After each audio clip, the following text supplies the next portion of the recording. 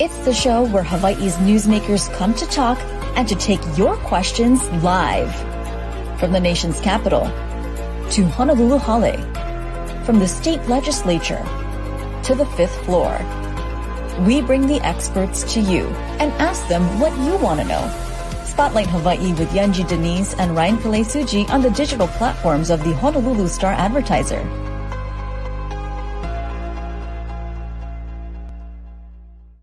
This episode of Spotlight Hawaii is brought to you by Long's Drugs.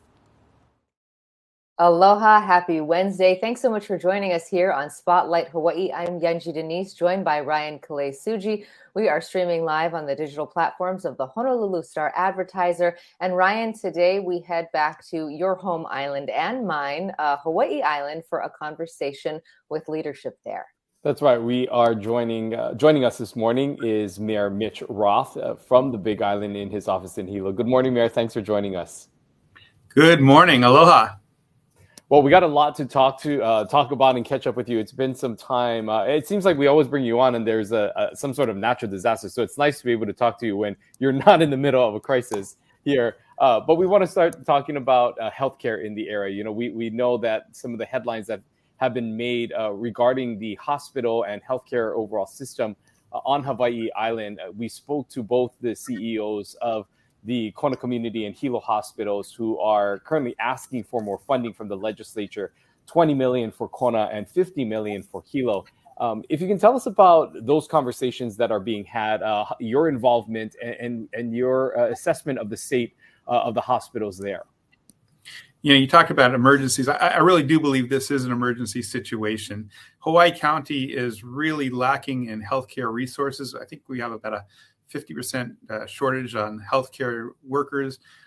We have hospitals that really need repair and need to really come up to the state of the art. And so we've been having these conversations. As a matter of fact, we brought this up in our budget hearing with the state Department of Finance, the Finance Committee, legislature, and the House as well. So, you know, it is something that we definitely need to be looking at. I think about Kona, you know, lots been talked about Hilo. They're bringing facilities that will definitely save lives. But Kona, I had my heart attack a couple of years ago in Kona, and, you know, Kona Hospital was not an option to take me to.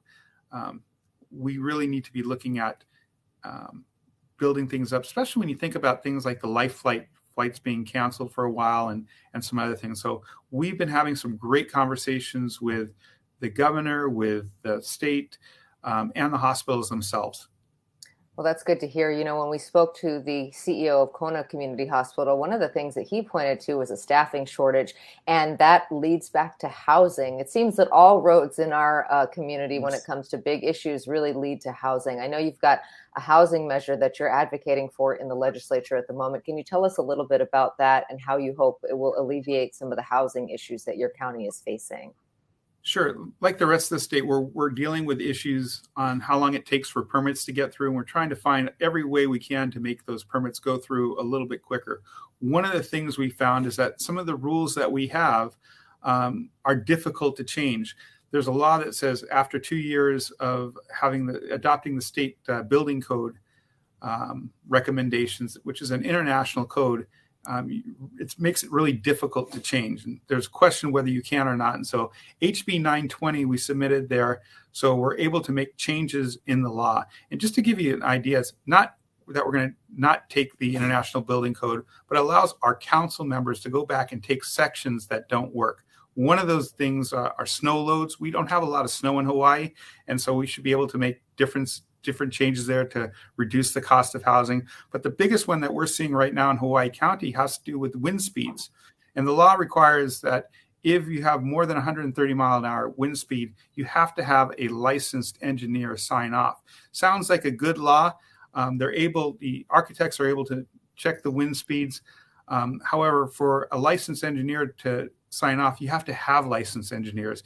And it's taking people between 8 to 12 months to find a licensed engineer that's willing to charge you about $1,000 to put a stamp on saying that the wind speed is okay.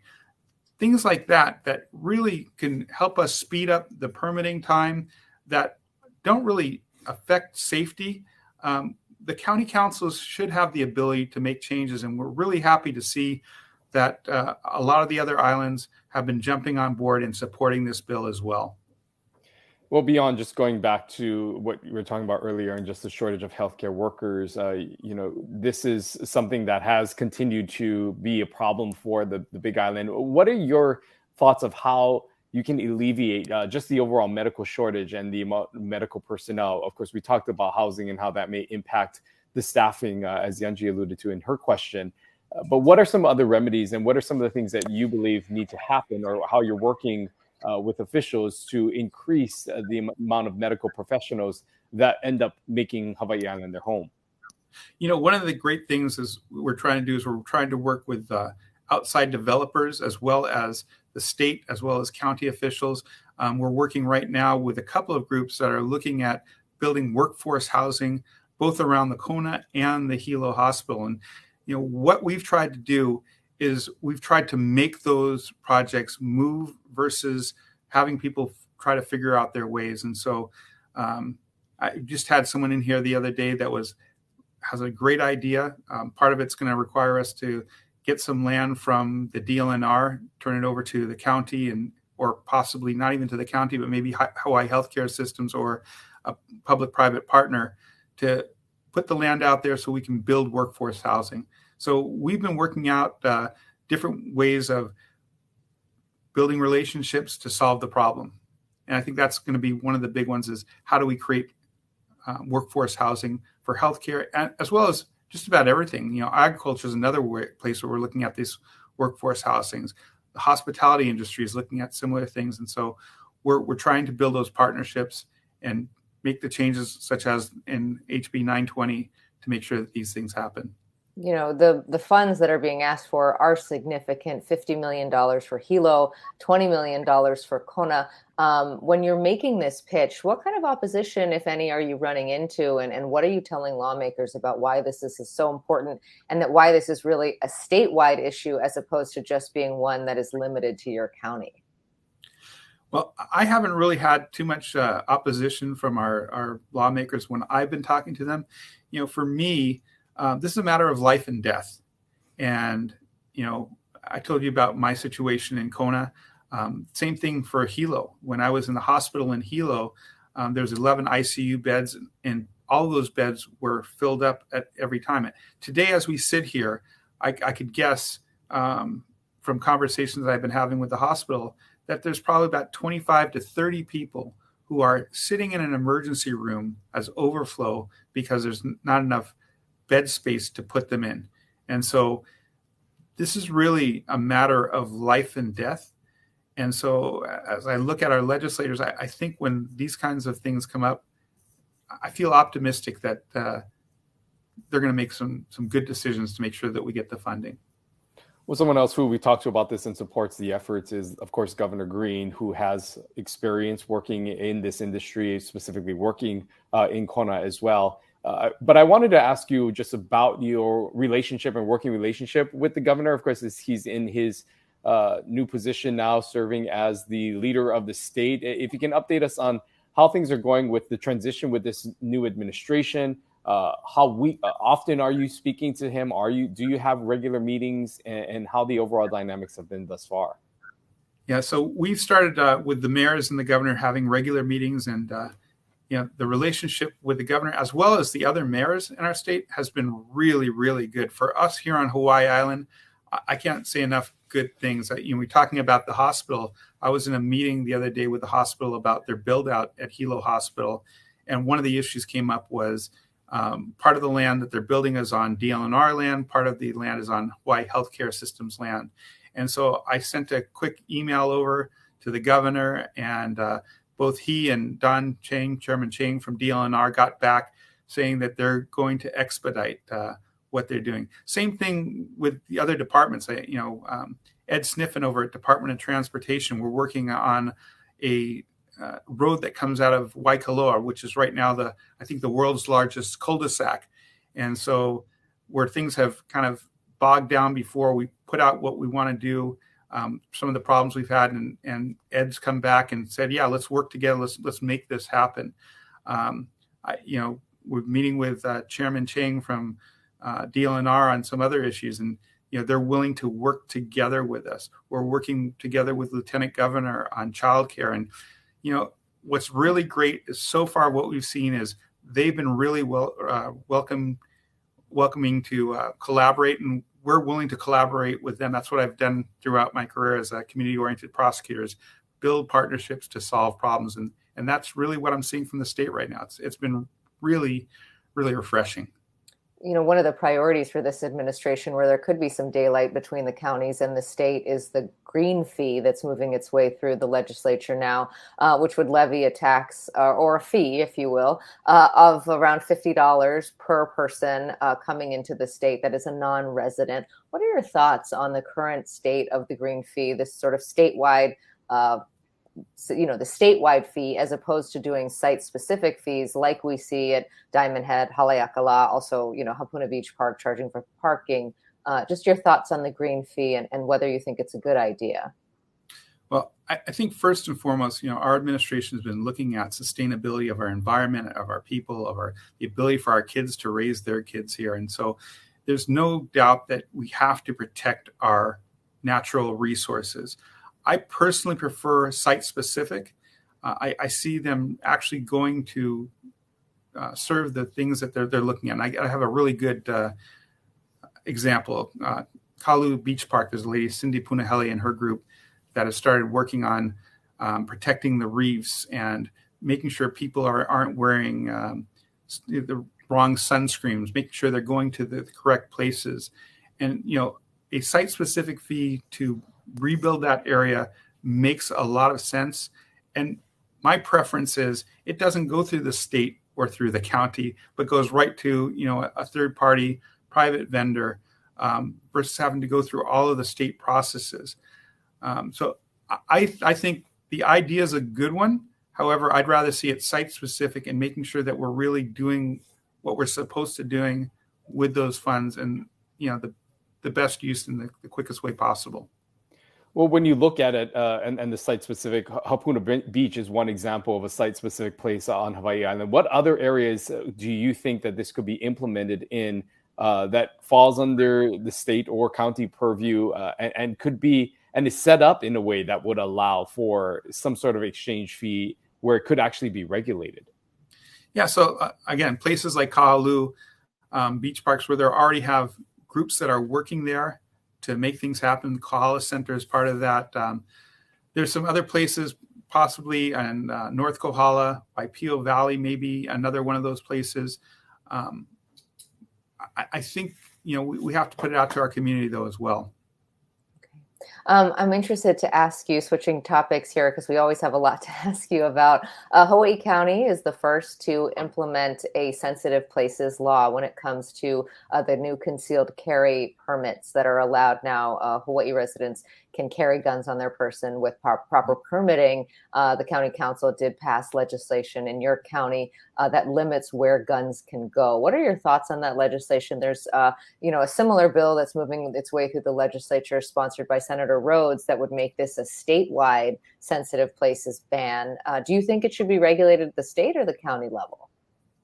Well, a couple of things. First off, I'm a believer in the Second Amendment as well as the rest of the Constitution. I applaud our county council for moving forward with this. I think as you look right now, last night I think it was on CNN that the United States has had its 100th mass shooting this year, and we're just into March. Clearly, we need to figure some things out. When I was in D.C. earlier with the Conference of Mayors, I sat in a meeting with mayors who have had mass shootings in their community, and that's the last thing I'd like to see here.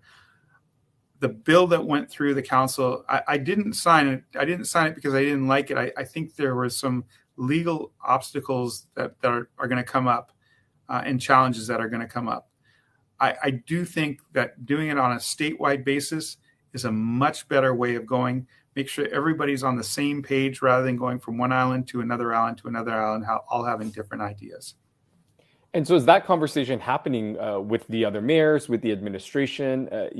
Are talks about a statewide policy something that is happening on the executive level? Because, we have heard from other mayors as well who have said similar statements, but is there any effort right now that's being made to see that a more statewide effort is actually moving forward? All four of the mayors, all four counties went in front of the legislature earlier this year to talk to the finance committees, as I talked about a little bit earlier. And that was a question for all of us. And I think all of us are having some, I think we're all on the same page that it's probably better off to be done on a statewide basis rather than a county basis. Okay. I'm interested also, sticking with, in a similar vein, about the new police chief. Ben Moskowitz is now the Hawaii Island police chief. He was up to actually be the police chief here in Honolulu County. They went with the police commission went with Joe Logan instead. But now we see him in your county. Tell us about your interactions with him thus far. What do you see as the challenges facing that department, and what are you hoping that he brings to it? Well, I've had the good fortune of knowing Chief Moskowitz for many years. We both sat on the state highway safety plan and did a whole bunch of other state committees when I was a prosecutor, and he was, coming up through the ranks over there. And so we have a pretty good relationship. What I really like what he's doing is he's kind of looking at what we're trying to push out for the county. And that is, we want to change the culture to a culture that helps people thrive and succeed, that treats people like you want your family members to be treated. And so prior to him coming on board, we had an opportunity to go out to most of the stations around the island and talk to officers. Since that time, after becoming chief, he's continued to go out there. He's continued to talk to people at all levels of the department and the community. And he's, starting to make some pretty good recommendations that I feel very, very positive about him as chief. I've got a lot of really great comments from a lot of the people in uniform and a lot of people in the community about his willingness to listen, to carry forward their ideas, and that's what we're seeing. There have been some, pretty some of the crimes that have happened on the Big Island have made statewide headlines just yes. for the violence. And there are some residents there who are concerned about just the level of crime that seems to be happening in and around their neighborhoods. Police officer involved shootings, of course, domestic issues as well that have led to a few deaths.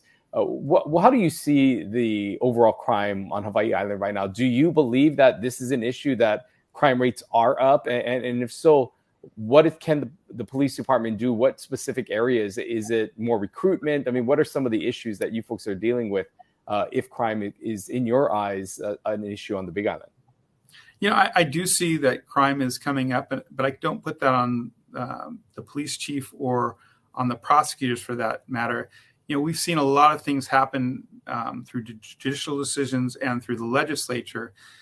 When I was prosecutor, for example, we're able to hold about 400 people in our Hawaii Community Correctional Facility.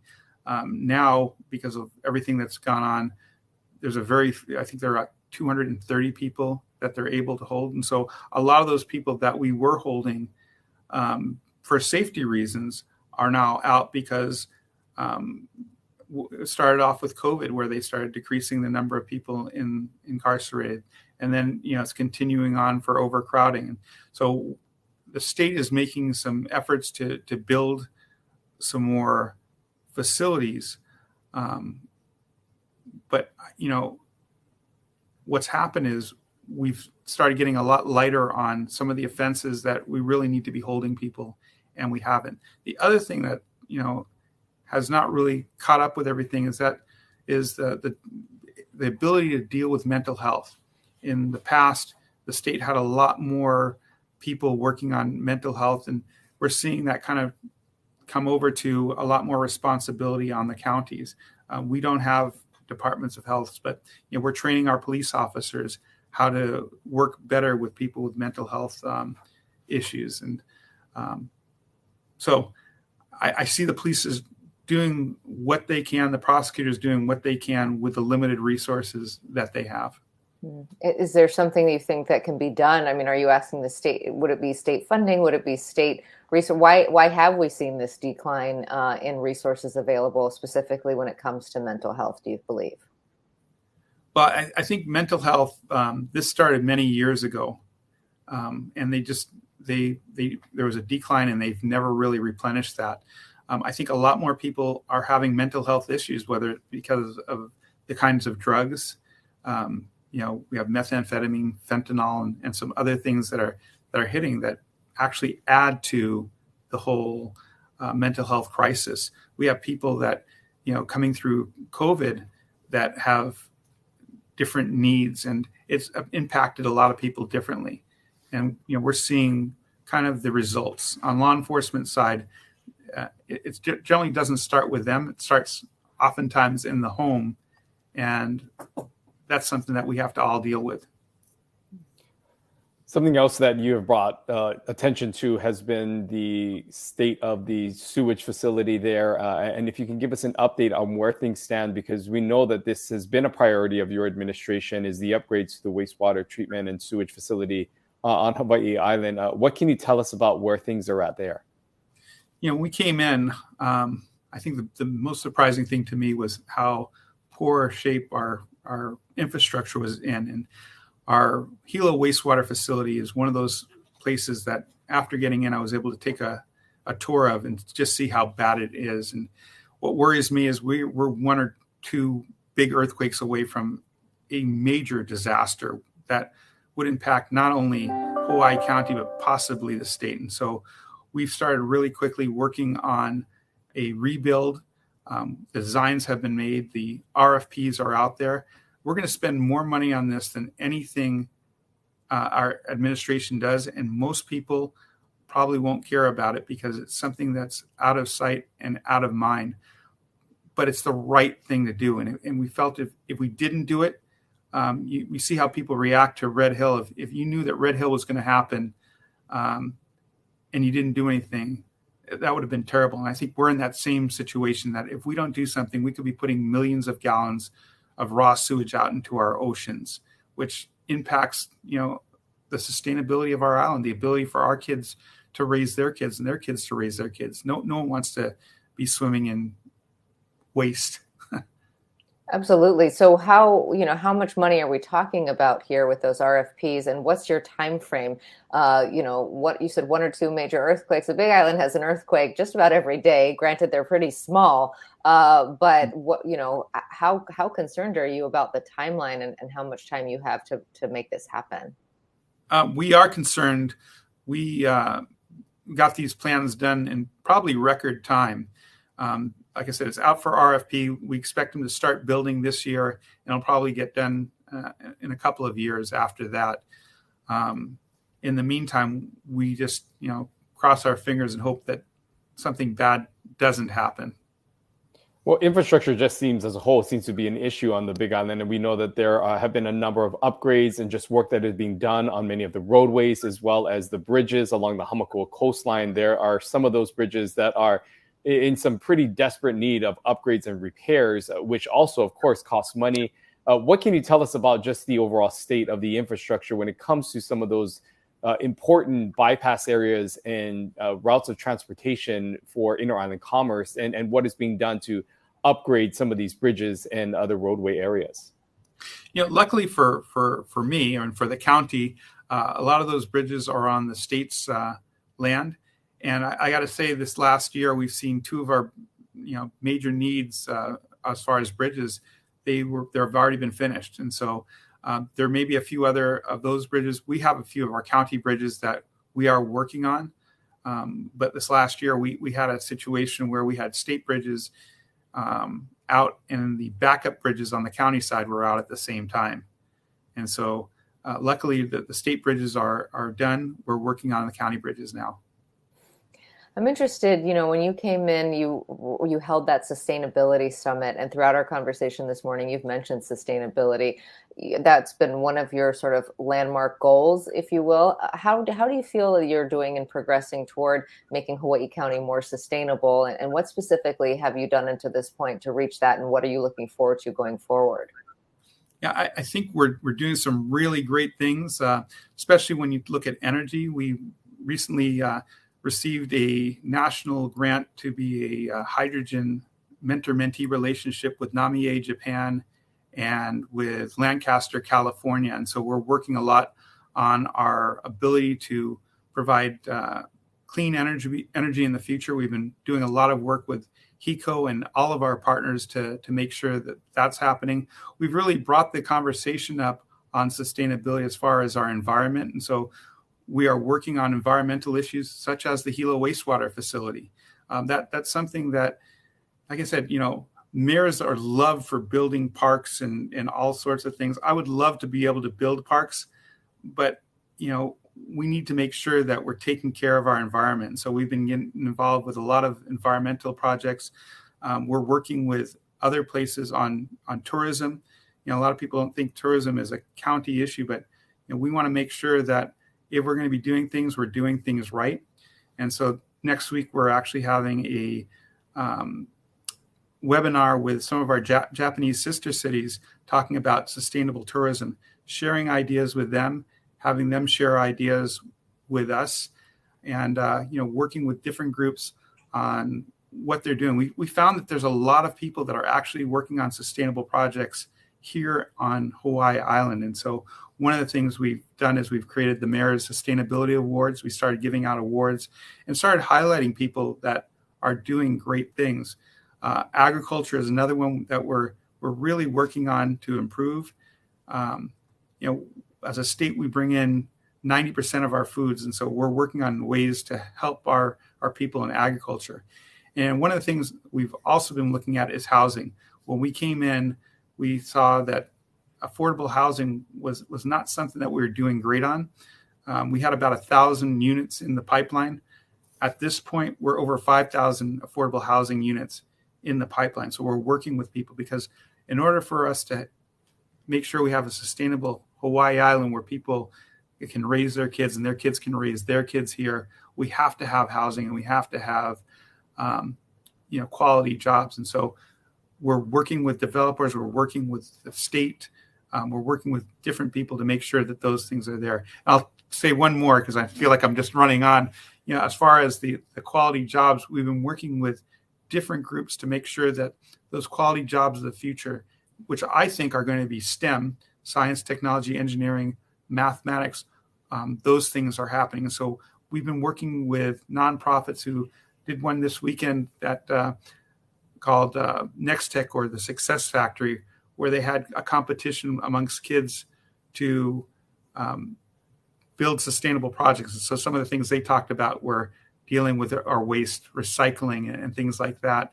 And the winning teams, I think, got $1,000 for the team and $1,000 for a nonprofit of their choice. The next one we're going to be working on with them is going to deal with hydrogen. And we've already got one of our sponsors to donate a trip for the team to go to Japan to take their project to Japan and share with them so we can start sharing amongst our kids, because if our kids aren't talking about this stuff, we're not going to really see it happen. So those are some of the things that we're working on. There's so many more. I could just keep on going. I get a little bit excited when we start talking about that stuff. But we appreciate. Yeah, no, we appreciate the update and all that information. Unfortunately, we are out of time. But I just have to say that in this past year, Hawaii Island has just seen a lot happening. Right, we had the eruption at Mauna Loa. Of course, Kilauea is erupting again, and we saw what seemed to be like record snow on Mauna Kea. Just over the last weekend. I mean, were you able to get up to the snow? How have things been, I guess, navigating all these things that are happening just in this year alone? I think I've been to Kona about 4 times in the last week, and every time going over the Saddle Road, I'm just amazed looking not only to Mauna Kea, but Mauna Loa and seeing how much snow there is. I didn't drive up to the snow itself, but this morning I saw it from my house. Yesterday morning I saw it from my house. It's amazing. So far, transversing has been just fine. I just feel so blessed to live where we live and with the people that we live with. Hawaii Island Mayor Mitch Roth, thank you so much for being with us this morning. We appreciate all the updates and your time. Thank you so much. Thank you. Thanks, aloha. Always great to talk to him and get the update on what's happening. We covered a lot of ground, so if you missed any of this, of course, you can watch it again once we get off the air or catch it as a podcast later on this afternoon, wherever you get your podcast. Just search for Spotlight Hawaii.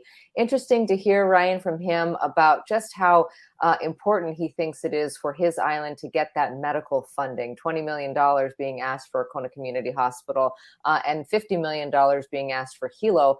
We've had both of those CEOs on our program, so you can go back into our archives and watch those conversations. I mean, he's saying, especially when it comes to Kona, that this is a matter of life and death.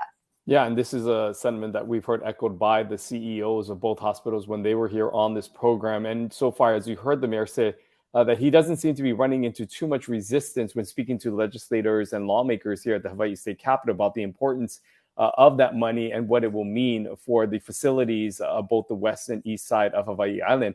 And noting that it is not only a local issue, but a statewide issue as well, that this should be something that is considered a priority.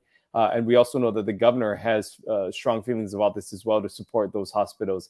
And so we'll see how things progress through the legislature. Another thing that continues to move through the legislature is the mayor's bill requesting for some amendments to some of the housing language that would allow more opportunities and more freedom on the county level for the county council to make some changes to some of the requirements that he believes will help with the permitting process, to help expedite things and create an easier path for people to build affordable homes and other structures that are necessary to help with the state's overall housing needs. Yeah, interesting to get his thoughts on other legislation that's moving its way through. You heard him push back a little bit there on the governor's plan for the so-called green fee. He says that he would prefer to see that money be site-specific and not even go to the county, but go to perhaps a third party that's managing those resources directly so that those funds can really benefit the sites where they are collected.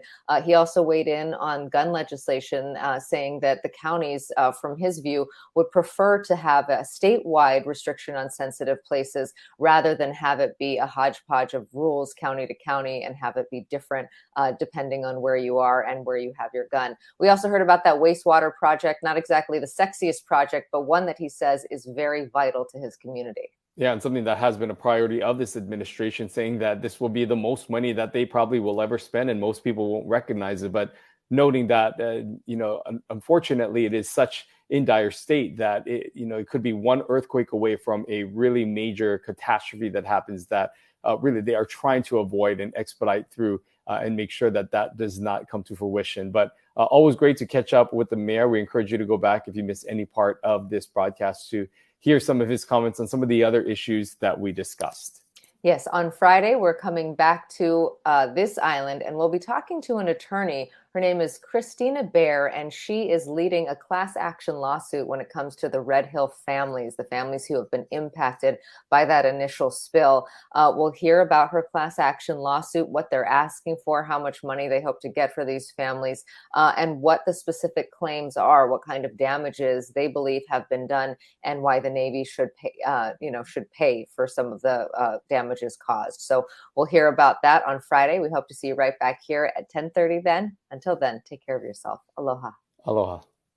This episode of Spotlight Hawaii is brought to you by Long's Drugs.